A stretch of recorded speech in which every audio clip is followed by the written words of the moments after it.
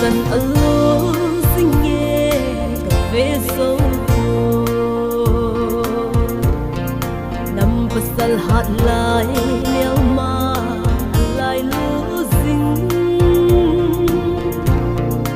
hết tin nhìn mây khơi chưa cả apun xinh nghe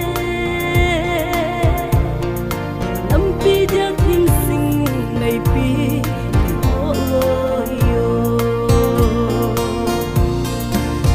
anai kanam pitisan lo van pathina ko không hen có tao nào hi em sa bang ki bon hin ve nam sale na ding tisan so hen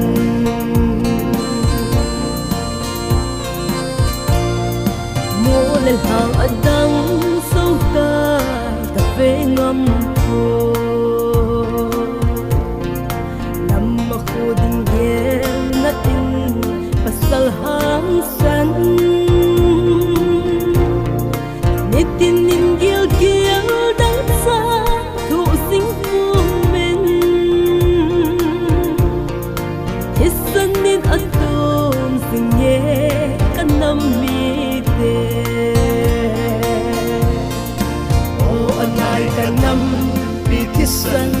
lo van pathina ko không hen có tao nào hi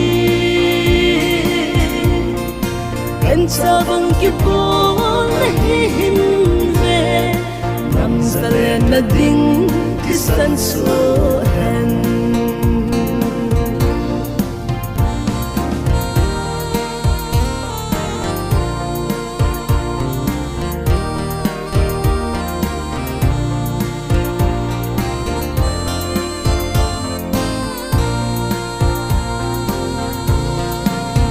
anai kanam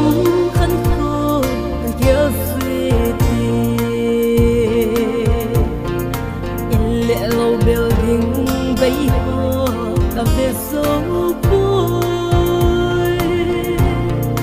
so pa bay lang ding na sing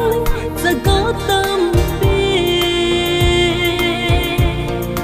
nam pi ding ka sung mang pa silong